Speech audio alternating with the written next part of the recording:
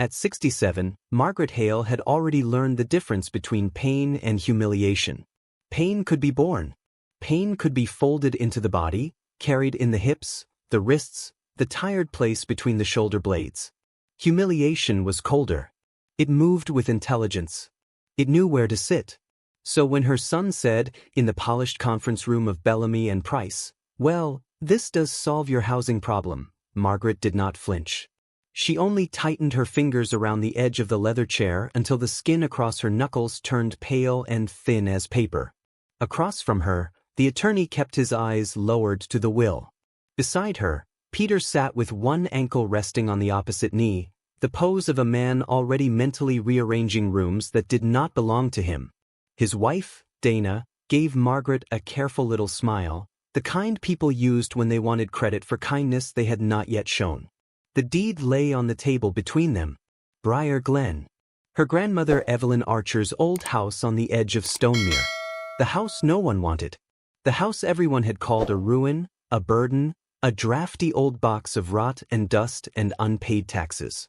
The house with shuttered windows and a porch that leaned toward the road as if listening for footsteps that had stopped coming years ago. Then the attorney slid a second item toward her. A small envelope, cream-colored and yellow with age, sealed in Evelyn's sharp, slanting hand. Inside was a key wrapped in a strip of faded blue ribbon, and beneath it a single sentence. Some doors are hidden to protect the helpless. Some are hidden to protect the truth. Margaret read it once. Then again. And though everyone in that room believed they had just watched her receive the least desirable thing her grandmother owned, Margaret felt something move under her ribs, something old and waiting, as if the dead had just lifted a finger and asked her, very quietly, to keep going. For most of her life, Margaret had believed that loyalty was the closest thing ordinary people ever came to holiness. Not romance. Not luck. Not even love in its youthful, dazzling form. Those things could waver. Those things could dim, go distracted, get tired of themselves. But loyalty, that stubborn, unglamorous habit of staying, of showing up after the flowers had wilted and the casseroles stopped arriving, of remembering who needed the soft food, the extra blanket, the ride to the clinic, the phone call after the funeral, that was sacred. That was the true architecture of a life. It was the creed by which she had built her own. She had been born in 1959, the oldest of two girls, in a white clapboard house 2 streets over from the river in Stonemere, New York, before the mills fully closed and before young people began leaving for places with brighter lights and less memory. Her father, Walter Archer, worked 32 years at the paper plant and smelled faintly of ink and river water in every season. Her mother, June, had a voice too tired to be musical and hands always warm from dishwater. Their house was modest, often stretched, never still. There was always a pan soaking, a hem to be mended, a bill that needed paying before another could be opened. But summers belonged to Briar Glen. Evelyn Archer, her mother's mother, lived then in that old house at the north edge of town where the maples gathered thick and the road narrowed to one lane before opening again at the lake. She was not soft in the way grandmothers are made soft in stories. She did not smell of sugar or surrender. Evelyn smelled of cedar chests, cold cream, ironed linen, and sometimes the faint metallic trace of old keys. She wore her silver hair in a twist at the back of her head and spoke with a precision that made children stand straighter without knowing why. She loved Margaret in a way that was not ornamental. She taught her how to starch pillowcases, how to judge a storm by the smell of the air before rain, how to tell whether a man was lying by what he did with his hands when he talked. She also taught her how to sit in silence without rushing to fill it, which may have been the more useful lesson. There were rooms at Briar Glen that were always open, the kitchen with its enamel table and deep porcelain sink, the front parlor with the horsehair sofa no one sat on comfortably, the upstairs blue bedroom where afternoon light turned the wallpaper almost silver. And there were rooms that were not. One hallway door remained locked all through Margaret's childhood. A built-in wardrobe in the blue bedroom seemed impossibly wide from one angle and narrow from another. Once, when she was 12, she asked what had been in the locked room. Evelyn only said, "Things a house remembers too well," and changed the subject. Margaret remembered that sentence for the next 50 years. At 24 she married Daniel Hale, a man with brown hands, a carpenter's shoulders, and the sort of smile that made you feel chosen without feeling trapped. He was kind in those early years, kind and hopeful and forever starting projects that took twice as long and cost slightly more than intended. They bought a small bungalow after 3 winters of saving. They patched ceilings themselves. They ate canned soup from mugs while sitting on unpacked boxes and laughed as if poverty were merely weather and not a condition that could root itself in your bones. Their son Peter was born when Margaret was 28. 3 years later Daniel's mother, Ruth Hale, suffered the first of the small strokes that would gradually steal her confidence and then her balance and then, over time, the easy shape of her speech. Margaret took on more hours at the library and still drove Ruth to appointments twice a week. She made casseroles in doubled pans. She canceled a certificate program in archival studies she had once dreamed would lead to museum work in Albany because Peter needed braces and Daniel's business had a lean year and somebody had to be the adult in the room. That somebody was almost always Margaret. She did not complain. Or if she did it inwardly, in the private language of women who come from generations of survival and mistake endurance for destiny. Years folded. Peter grew. Daniel's hair thinned at the temples. Ruth moved into the guest room.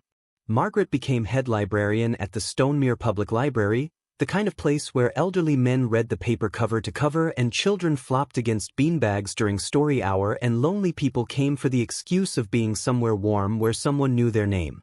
She loved the work. She loved order and the democratic tenderness of shelves. She loved placing the right book in the right hand at the right time and watching a face change. When her father's lungs began to fail, she handled his medications. When her sister Carol moved to Connecticut after marrying well and developing the polished exhaustion of suburban women who complain artistically but rarely arrive, Margaret took their mother to church, to mammograms, to the podiatrist, to grief. When Evelyn finally left Briar Glen at 84 and moved into a small apartment above the florist on Maple Street because the stairs had become dangerous, Margaret was the one who packed the china, labeled the trunks, and carried out boxes while Richard Archer, her cousin, Carol's son, a man who sold real estate with a smile too white to trust, walked through the old house talking about potential and land value, as if the walls were already currency. Evelyn refused to sell. Everyone found this irrational except Margaret. "It's too much house for sentiment," Richard said once, leaning against the porch rail with expensive sunglasses on his head. "You could put the place on the market tomorrow and be done with it. There's a couple from Westchester sniffing around lake properties already." Evelyn, then 86 and no longer tolerating foolishness in any form, had looked at him over the rim of her teacup and said, "Anything bought merely because someone else wants it will sour in the hand." Margaret had nearly smiled. Richard did not visit much after that. The years that followed were crowded with the kinds of losses that do not announce themselves as endings until long after the ending has happened. Daniel developed heart trouble at 59, then complications, then the slow humiliations of not being able to trust his own body. Margaret learned how to count pills into morning and evening trays. She learned the squeak of rubber saws in hospital corridors, the smell of antiseptic on winter coats, the way a doctor's face changes a beat before bad news becomes language. Daniel died when Margaret was 63, in late October, while rain moved in sheets against the hospice window and the maple outside was letting go of its last leaves. After the funeral, the house became too quiet. Peter, then 40, arrived with Dana and a softness in his voice Margaret mistook for tenderness. Their own home was larger, they said. The market was excellent, they said. Her bungalow required more upkeep than she should handle alone. She could sell, bank the money, stay with them a little while, regroup. They said it all with such reasonableness that refusing felt almost foolish. She sold. That was the first mistake. The second was trusting Peter to, temporarily, handle the paperwork while she grieved. The basement apartment was not, in fact, an apartment.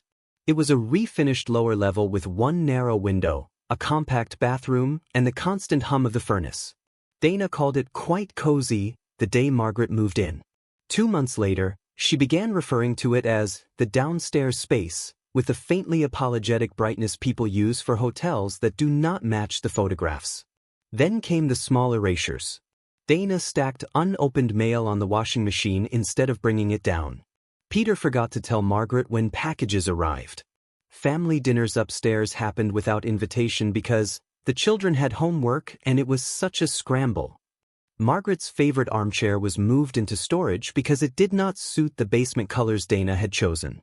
Her late husband's tools went missing one by one into Peter's garage. The money from the bungalow sale, which Peter had said he was parking safely until she decided what to do, became complicated. A short-term investment, a tax holdback, a business transfer he would explain later. Later did not come. When Margaret asked for statements, Peter looked tired. When she asked again, Dana looked wounded. By spring, Margaret had begun to understand that she was not being included in a plan. She was being managed by one.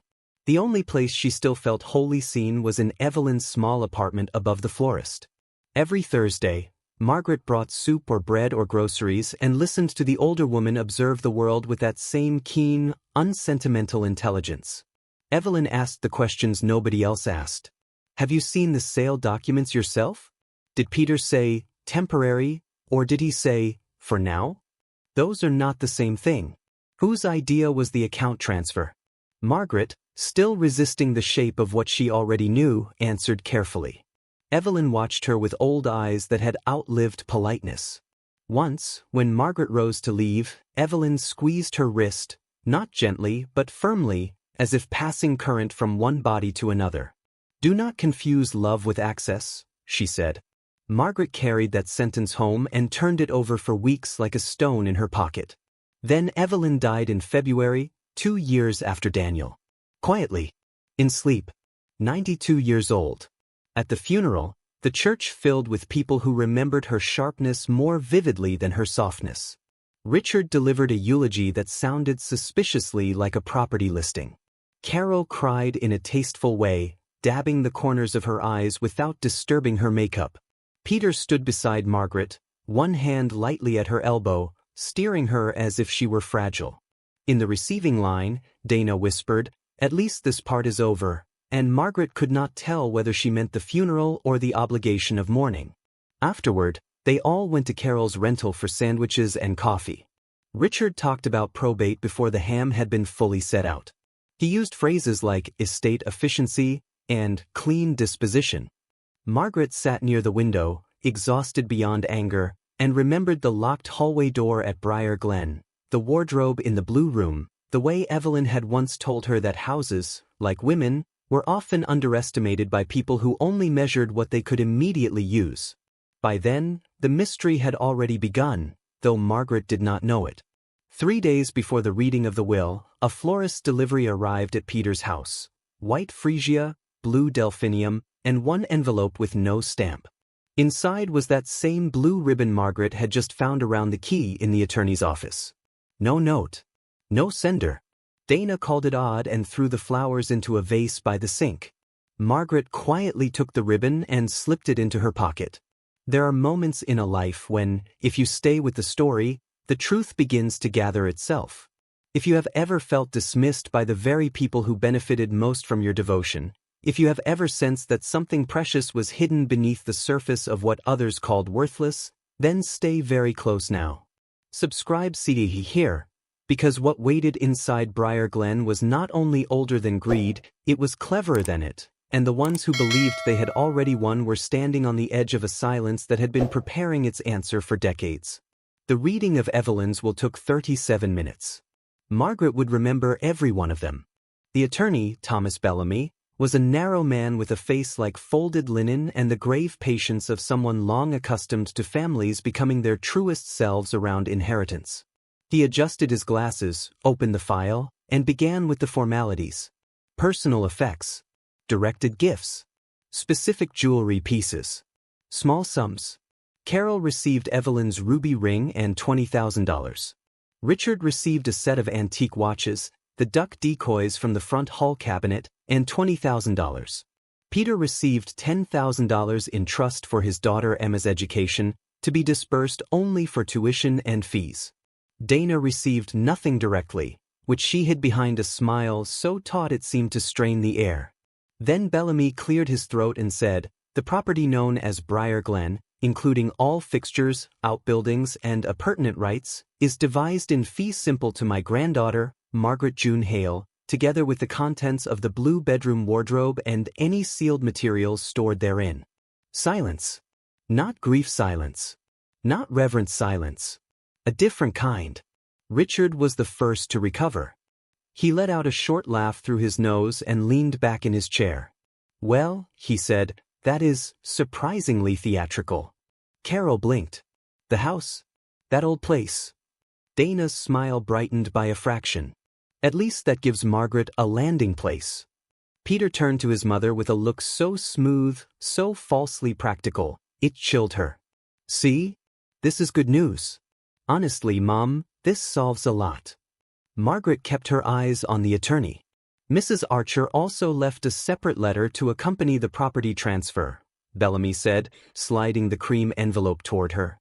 "And there is a codicil pertaining to any challenge against the disposition of Briar Glen or allegations concerning the testator's capacity." Richard straightened slightly. "A no-contest clause?"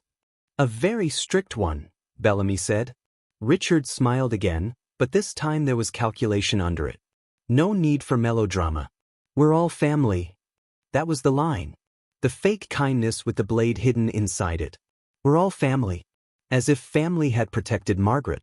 As if family had not, time and again, rested on her like a hand that asked and never called itself heavy. When the meeting ended, Peter offered to carry the deed packet. Margaret said no. In the hallway, Dana touched her arm with delicate fingertips. "This may actually be the best outcome," she murmured. "You'll have your independence again. And we can all stop worrying." Stop worrying. Not start helping. Not make a plan. Not sit down and speak honestly. Just stop worrying. Margaret looked at her daughter-in-law, then really looked. At the cream wool coat, the expensive nails, the careful sympathy worn like perfume. She felt, not rage at first, but a glacial clarity. Something had already been decided without her. By the time they got back to Peter's house, the cruelty had become logistical. Dana met her at the basement stairs with a clipboard. Margaret thought, absurdly, that it might be a grocery list. Instead, Dana said, in the brisk voice of someone managing an event, "I started sorting what's downstairs so the transition won't overwhelm you. I made 3 categories: take to Briar Glen, donate, and discard. You don't need all these old papers, and some of the furniture really won't survive another move." For a moment Margaret simply stared at her. On the card table near the sofa sat 3 open boxes. Margaret's life had been translated into labels. Donate. Discard. Daniel's handwritten recipes. Discard. The wool blanket Ruth had crocheted after her first stroke. Donate. A box of Peter's school drawings Margaret had saved for 30 years. Discard. Something hot and shocking moved through her then, so sudden she had to grip the stair rail. Rage. Real rage. Not loud. Not theatrical. Worse. It rose silent and pure from a place beneath language, a molten thing, and for one dangerous second she imagined sweeping those boxes onto the floor and watching paper, yarn, memory, and petty efficiency scatter together. But Margaret Hale had spent a lifetime learning the cost of visible anger in women. So she said only, "You sorted my things without asking me."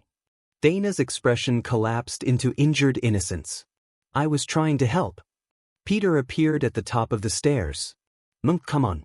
Dana's just getting ahead of it. We talked about the basement renovation. Contractors are booked out, and if you have the house now, it makes sense to move before we lose the slot." "When were you planning to tell me?" Margaret asked. Peter exhaled through his nose, as if she were the difficult one. "We are telling you." Fear came next. It always does, after rage, when reality steps forward with paperwork in hand. "Peter," she said very quietly, "where is the money from my house?" His jaw shifted. "You know where it is," Dana said too quickly. "It's not gone, Margaret. It's just being used strategically." Strategically. Margaret felt the room tilt. Not physically. Morally. Peter descended 2 steps, palms out, patient, reasonable, already rehearsed. "I moved some of it through the business when the market dipped. Short term. I told you it was temporary. You told me it was safe. It is safe. How much is left? He hesitated, and there it was, the answer before the answer. Margaret had known many kinds of grief. The abrupt, airless grief of death. The long fatigue of illness. The low winter grief of loneliness. But this was different. This was the grief of discovering that trust, once handed over in love, had been treated as available capital. Dana folded her arms. This is exactly why we wanted to simplify things.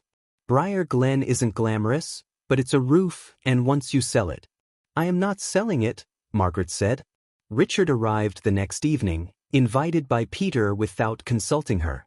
He came down to the basement smiling, coat still on, the smell of cold air and expensive cologne traveling with him. He looked around at the boxes, the folded blankets, the labeled stacks. Well, he said, looks like the relocation has begun. Margaret was seated on the sofa with Evelyn's unopened letter in her lap. She had not yet found the strength to break the seal. Grief had made all paper feel dangerous. Richard sat without being asked. I'll be honest with you, Maggie, he said, using the childhood nickname he had never used kindly. That house is a problem. Foundation issues, deferred maintenance, probably mold. Sentimental people love a burden, but the county won't care about your feelings when the tax bill comes. I didn't ask for your assessment. No, but you do need a solution. He leaned forward, voice softening into counterfeit generosity. I'd be willing to take it off your hands quietly. Family price. Save you the headache. Peter, standing by the washer, said nothing. Nothing. That was the calculated cruelty she would remember later, the not speaking. The choice to let another man try to strip value from her while standing in her son's home, with her life in boxes, and say nothing at all. Margaret looked from Richard to Peter and back again. She saw, with terrible completeness, how the future had already been drafted in their minds. She would be grateful. She would be hurried. She would sign. She would be told it was for the best. She rose so slowly that all three watched her. No, she said. Richard smiled as if indulging a child. Think it over. I have. That night, Margaret opened Evelyn's first envelope. Inside was only the note she had already seen and one more line written beneath it in the same decisive hand. Wear your grandmother's courage before you wear your fear. Margaret sat on the narrow bed in the basement and wept without sound. Not dainty tears. Not cinematic ones. The old, body-deep kind that wring themselves from a person after too much silence. She cried for Daniel. For the bungalow. For the years given without receipt. For the humiliating precision of labeled boxes. For the stupidity of still wanting Peter to come downstairs afterward and say he was sorry, that he had panicked, that he would fix it, that she was not alone. He did not come. The next morning she moved through the basement as if underwater. Grief had become numbness, which is often grief's final and most practical form. She packed what she could fit into Daniel's old Subaru. 2 suitcases. 3 boxes of books. 1 lamp. The wool blanket. The recipe tin. The blue ribbon. Evelyn's note. A framed photograph of herself at 31, laughing in a kitchen she no longer owned. Dana brought down coffee in a travel mug and set it on the table near the door. I know this isn't how you pictured things, she said, but fresh starts rarely feel elegant. Margaret almost admired the line. It was so polished, so devoid of actual mercy.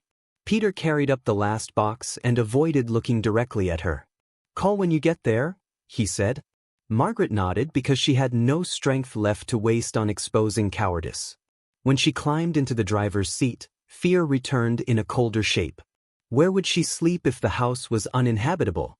How much money truly remained? Had Peter spent enough to make retrieval impossible? What if Briar Glen was worse than everyone said? What if Evelyn, for all her intelligence, had left her not a rescue but a test? Margaret set both hands on the steering wheel and waited. In the kitchen window above, Dana was already pulling down the basement curtains to wash them. That was when despair came. The clean, hollow despair of understanding that a chapter of your life has ended without ceremony and that the people who helped end it are relieved to see you go. She started the engine anyway. The road to Stonemere curled north through low farmland and half-sleeping towns, past gas stations with faded signs and churches whose white steeples looked almost blue under the late March sky. Snow still lingered in the shaded ditches, gray-edged and retreating. The fields were the color of old straw. Here and there, maple taps gleamed silver against dark trunks, and thin threads of smoke rose from chimneys with a patience Margaret had always associated with rural evenings and people who knew how to wait out a season. She drove without music. The Subaru rattled faintly at speeds above 50. Daniel had once promised to fix that. The memory arrived not as pain but as a quiet hand laid briefly over hers. By Kingston the clouds had lowered, and the light turned pearly, diffuse, the kind of light that made barns and abandoned diners look momentarily gentle. Margaret stopped once for gas and once for coffee she did not drink.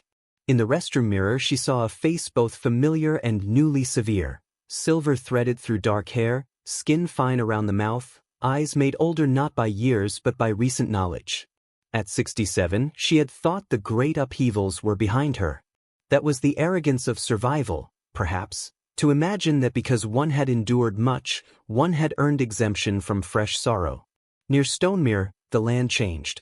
The road narrowed. Stone walls appeared, broken and mossed. The trees grew thicker. And with each mile, memory moved closer to the surface. That bend where Evelyn had once pulled over to gather blackberries. The boarded general store that used to sell penny candy. The slope where Daniel had asked her, 50 years earlier, if she wanted to stop and look at the lake, and they had stood there in borrowed youth, believing time was vast. Then, just before town, she saw the old sign for Archer Lane. Weathered. Leaning. Still there. A peculiar feeling passed through her, not exactly hope, which was too fragile a word, and not relief, which she had not yet earned. It was more like recognition. As if part of her had reached the place before the rest of her body and was waiting on the porch. Briar Glen stood at the end of the lane behind a stand of bare lilacs and a wrought iron gate hanging one hinge low. The house was larger than she remembered and sadder. Gray paint peeled in curling strips. One gutter had come loose at the corner. The porch steps listed. Yet the structure itself remained upright, proud even in disrepair, the high gables and narrow windows giving it the expression of an old woman who had seen enough foolishness to outlast it. Margaret got out slowly. The air smelled of thawing earth, wet bark, and lake wind. Somewhere nearby a screen door banged. A dog barked once, then lost interest. In the maples above the drive, crows argued with the afternoon. She stood with the keys in her hand and looked at the front door. I have nowhere else to go, she thought. And then, from somewhere deeper and steadier, so I will begin here.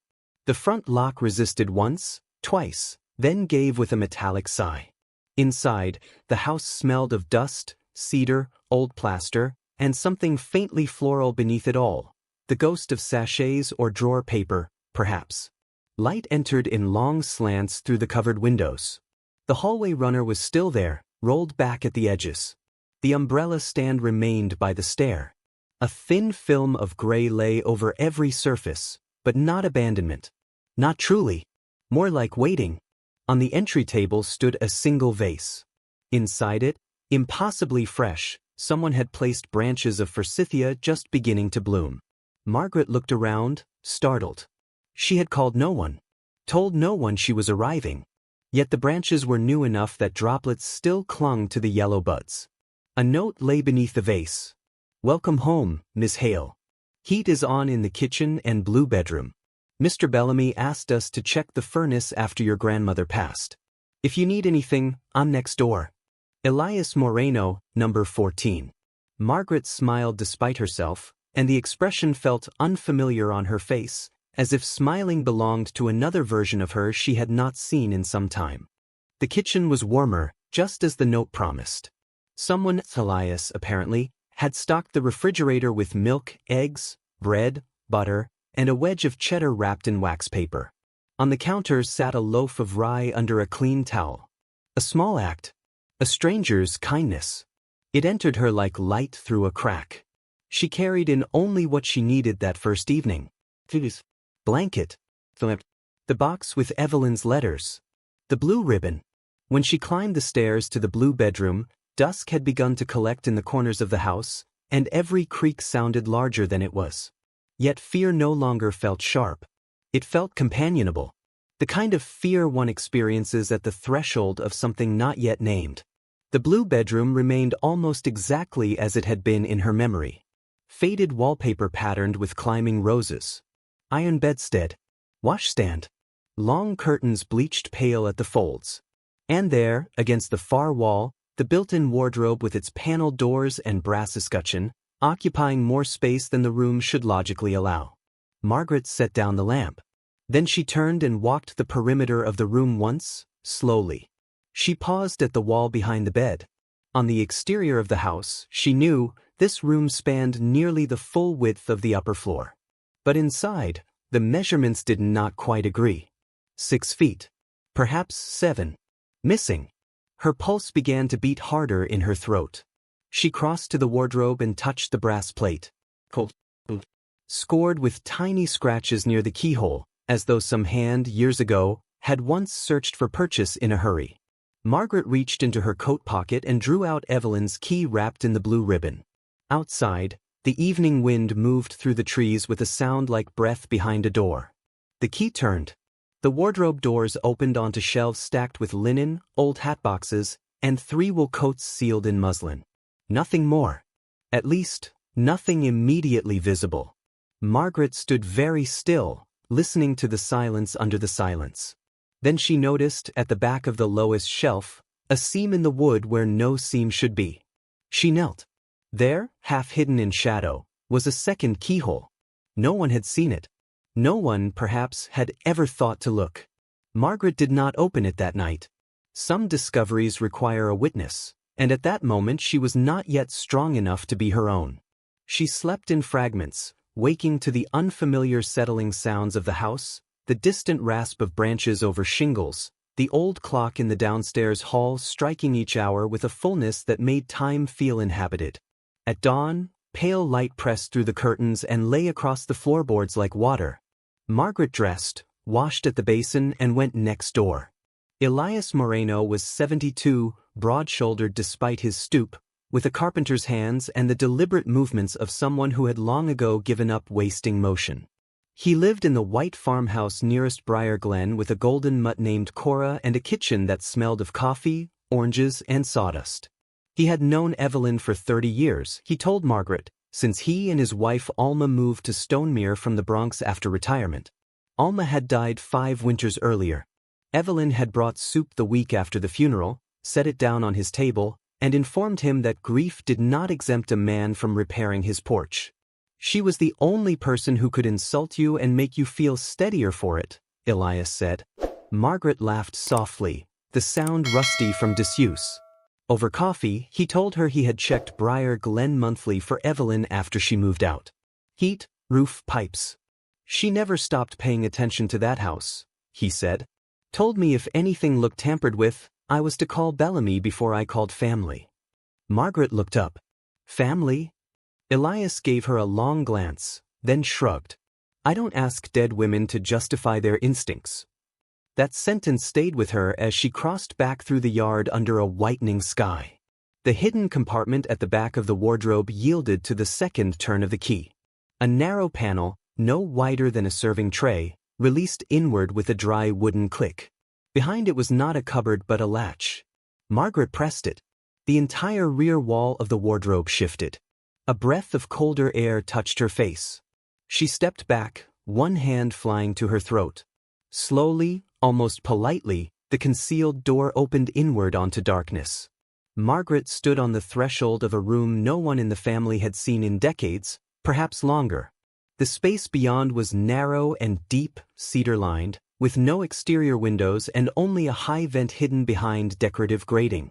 Shelves ran along one wall. At the far end stood a small iron bed, neatly made with a folded quilt. A washstand. A table. A lamp with a glass chimney. And above it on the wall, a framed sampler stitched with one line in faded blue silk. Be still. Be wise. Wait for dawn. Wonder came then, bright and almost childlike. Not because the room was grand. It was not. It was simple, concealed, built for necessity rather than drama. But it was real. All those years of not quite right dimensions and unanswered questions and Evelyn's sidelong silences had led here. Margaret stepped inside.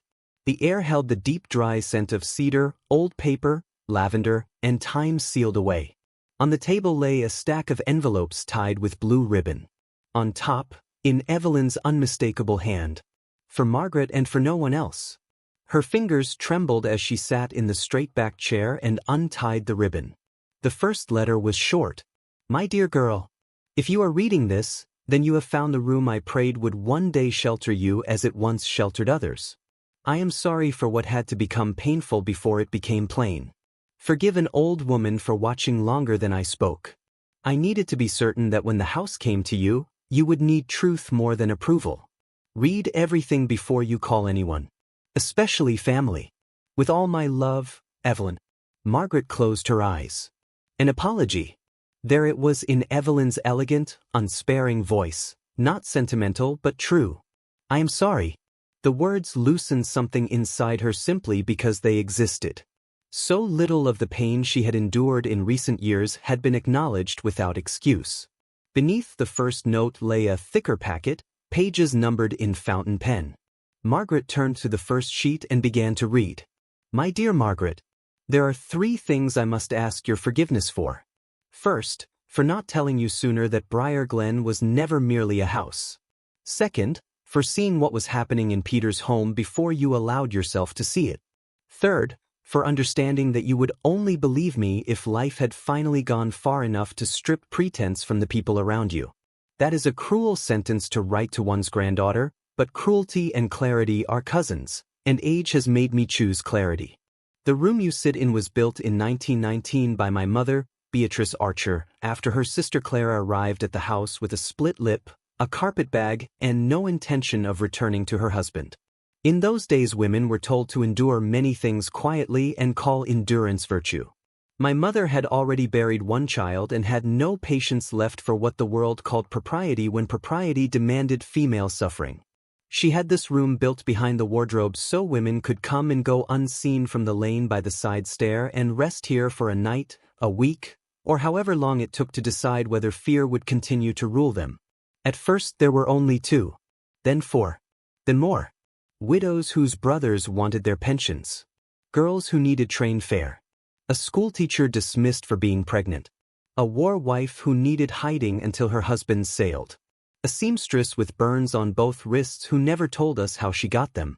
My mother called it the quiet room. Not because it lacked noise, but because it gave women a place where no one could talk over what they already knew. Margaret lowered the pages and pressed the heel of her hand to her mouth. The hidden room seemed to deepen around her. Suddenly the iron bed was not quaint but sacred. The washstand not decorative but merciful. The sampler on the wall no longer sweet but fierce. She continued. When my mother died, I kept the room. So did my own mother after me. By then the danger had changed shape. Women no longer needed to vanish overnight in the same numbers, but they still came. Less openly. More politely. A bride who had nowhere to go after a husband emptied their account. A mother waiting for a lawyer from Albany. A cousin who needed 3 nights and a train ticket to Syracuse. I never advertised. The room was known only by whisper, by church ladies who pretended not to notice things officially, by the librarian before you, by Alma Moreno, and by Thomas Bellamy's mother, who once spent a night on that very bed at 19 and never forgot it. Now you know why I never sold this house. Men like Richard see square footage and resale value. Women who have had to begin again see architecture of another kind. Margaret's vision blurred. She set the pages down and looked around the room with fresh eyes, seeing not a curiosity but a lineage. Hidden truth radiated from every board. The entire history of her grandmother's stubbornness reassembled itself. The locked answers. The refusal to sell. The insistence on keeping the heat on. The guarded instructions to Elias. None of it had been eccentricity. It had been protection. She turned to the next page. You will also find in the false bottom of the cedar chest the records for the Archer Women's Fund. My mother began it with money from sewing commissions and room rentals during the influenza years. I grew it with dividends from stock your grandfather laughed at me for buying in 1958 and blessed me for keeping in 1982. It has been professionally managed by Bellamy and Price, though only Thomas and, before him, his mother knew the account's full purpose. The fund, together with the house, carriage cottage, North Meadow, and adjoining lake easement, now passes to you as sole trustee under the name the Quiet Room Trust. Here Margaret stopped breathing for a moment. She rose and crossed to the cedar chest by the bed. Lifting the lid released a breath of lavender and old wool. Inside were folded quilts, 2 shawls, a carved box, and beneath them, just as Evelyn had written, a false bottom.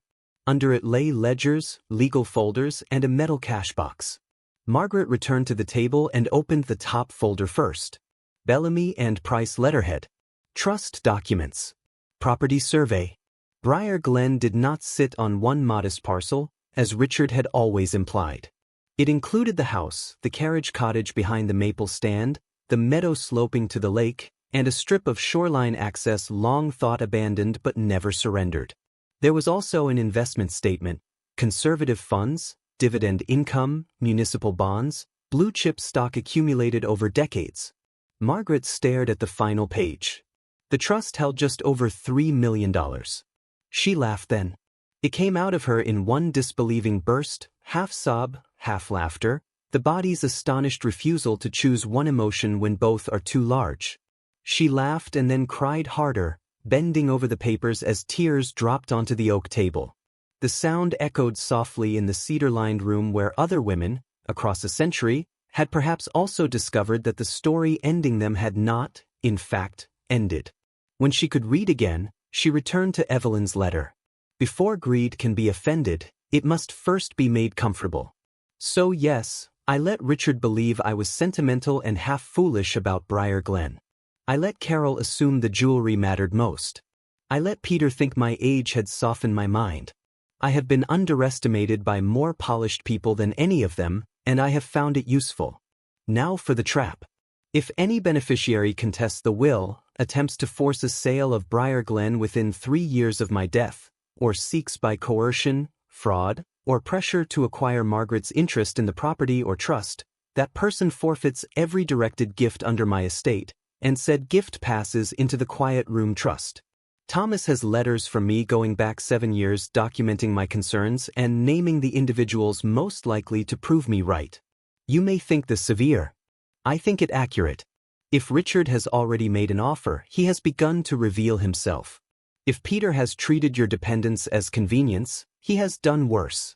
Do not shout. Do not explain. Let paper answer character.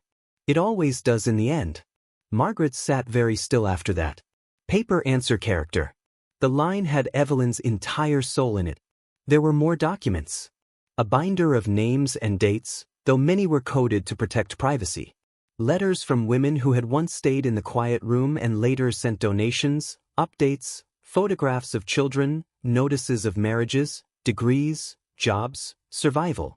A note from Alma Moreno describing a woman sheltered there in 1976 while waiting for a divorce hearing. A letter from Thomas Bellamy's mother thanking Evelyn for the one room in town where my fear was not treated as a nuisance. Old stock certificates. Tax records. Insurance policies. A map of the carriage cottage with notes about plumbing updates and roof replacement. And finally, tucked into the back of the folder, one last personal letter. Margaret, my dear, you spent your life becoming the sort of woman other people could lean on. Noble-chess. Dangerous too. The leaning became so constant that some forgot you were not built of stone. I could not stop your sorrows. I could, however, arrange a place where sorrow would not be permitted to own you. This house is yours. The trust is yours to direct. The room is yours to reveal or keep private as wisdom dictates. You may live quietly, or you may use it to help women who, like you, have mistaken usefulness for safety. I apologize for not telling you sooner. I apologize for the loneliness of the road that brings you here. But I do not apologize for choosing you. You were always the one. With all the pride a hard old woman could hold, grandmother. Margaret laid the pages down and covered her face. No one had said that to her in years. You were always the one. Not the convenient one. Not the reliable one. Not the one who would understand. Not the one who could make do. Not the one who would sacrifice without invoice. The chosen one. The full scope of what she had received was only beginning to settle over her. Not merely money, though the money mattered. Not merely land, though the land restored agency she had nearly lost. Not merely a hidden room, though the room trembled with purpose. She had inherited proof. Proof that what looked like obscurity was design. Proof that Evelyn had seen her clearly. Proof that silence, in the hands of the wise, could become strategy instead of submission. She spent the afternoon reading until the light changed and the cedar room grew golden at the edges. Then she carried the key papers downstairs, telephoned Bellamy, and said, as steadily as she could, "I have found what my grandmother left me." There was a pause, and then his voice softened. "I wondered when you would." He drove out the next morning. At the kitchen table, while rain tapped softly against the windows, Bellamy reviewed the trust documents with professional calm and unmistakable respect. Yes, the assets were real. Yes, the property boundaries had been intentionally quiet. Yes, Evelyn had established legal protections years ago. Yes, letters documenting concerns about Richard and Peter were already on file and notarized. Yes, if pressure had already been applied, Bellamy advised Margaret to document every interaction from this point forward. "And the no-contest provision?" she asked. "Extremely enforceable," Bellamy said. Mrs. Archer anticipated behavior with unusual precision. Margaret almost smiled. "That sounds like her." "It does." Bellamy looked around the kitchen, at the old enamel stove, the spoon jar, the window over the sink where rain ran in silver threads. She wanted this house to remain a place of refuge. She did not trust the obvious airs of sentiment. She trusted the person who had already spent a lifetime in service without advertising it. Margaret looked down at her hands. They were older hands now, veined and lined, capable hands. Hands that had wiped fevered faces, shelved books, kneaded dough, buttoned coats, signed condolence cards, steadied the dying, packed boxes, held back anger. Hands no one had thought to place at the center of a fortune. By evening, the first test came. Richard called. Margaret let it ring once, twice, then answered. "I hear you've had the place assessed," he said without greeting. "From whom?" "You know how towns talk." "I'm learning." He laughed lightly, too lightly. "Look, Maggie, if there's more there than expected, all the more reason to handle things sensibly. We don't want opportunists circling." Margaret could almost see him standing in his glass-walled office, cufflinks glinting, using the plural the way lesser men use crowbars.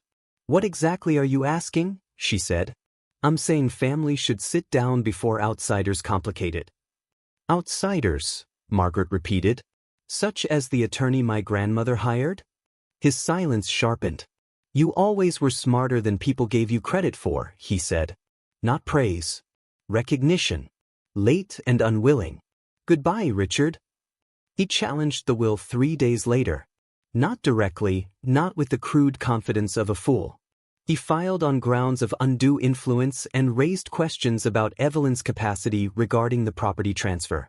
Bellamy responded the same afternoon with the codicil, the letters, the affidavits, the medical evaluations Evelyn had insisted on having during her final years precisely because, she had once said, when old women have assets, people become very interested in their lucidity. Richard lost his 20,000, the watches, and the decoys in one stroke.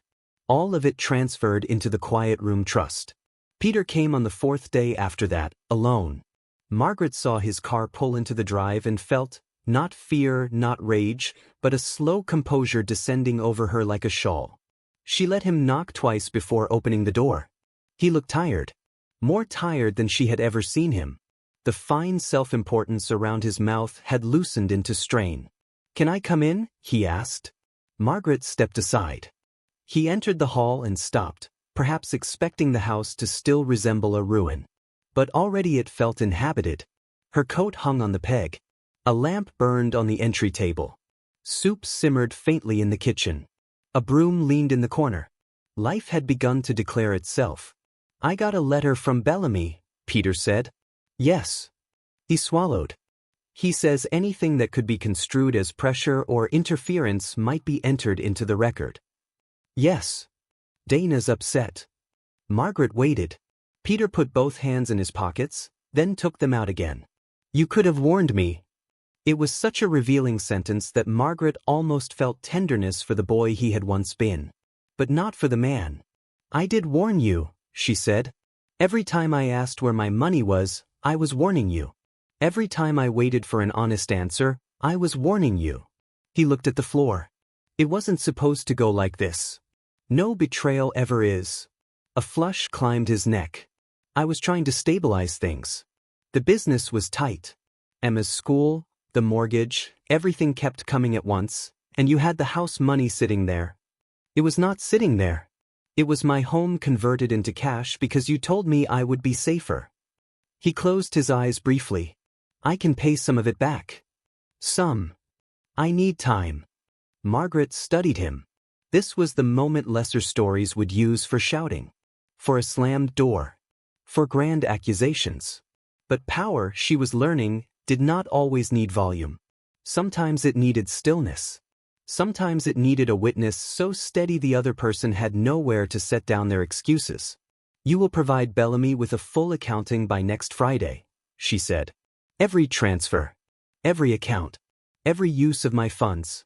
If repayment requires a structured plan, he will draft it. If it requires legal action, he will advise me. But you will not speak to me again as though confusion caused this. Peter's eyes lifted to hers, startled by the formal distance in her voice. Mom. No, she shook her head once. Listen carefully. I loved being your mother. I did not consent to becoming your collateral. He stared at her then, perhaps seeing for the first time not the woman who would understand, but the woman who had understood too much for too long. When did you change? He asked. Margaret thought of the hidden room. Of Evelyn's letter. Of the centuries of female silence reworked into strategy, shelter, inheritance. She thought of the labeled boxes, the basement curtains taken down before her car had reached the road. I did not change, she said. I stopped agreeing to disappear. Peter left without raising his voice. That was the dignity of it. The devastation landed precisely because it remained quiet. Dana never came, though she sent one brittle text about misunderstandings and family stress. Bellamy handled the rest. The accounting, when it arrived, was ugly but clear. Peter had moved far more of Margaret's money than he admitted, some into his struggling contracting business, some into overdue personal debt. Bellamy froze what could be frozen, negotiated what could be negotiated, and began the long, competent work of extracting justice from paper. Meanwhile, Briar Glen began to wake. Elias repaired the front steps before Margaret had fully decided to ask. Couldn't have you breaking your neck on principle, he said. Rosa Alvarez, who owned the bakery in town, arrived with empanadas and news. Your grandmother once paid my first month's rent when my husband left, she said matter-of-factly, as if explaining the weather. She made me swear never to thank her in public. I figure death voids the contract. June Harrow, the current librarian, came by with archives about the Archer family and left with 3 armfuls of books Margaret no longer needed to borrow because she had, at last, a house with room for them. In the weeks that followed, strangers became not strangers but neighbors. A high school boy named Theo helped clear brush in exchange for tutoring on college essays. Mrs. Fennell from the Methodist Church delivered daffodil bulbs and said, "Your grandmother was difficult in all the right ways." 2 women from the County Historical Society asked, very politely, whether Margaret might someday allow documentation of the hidden room. She said someday,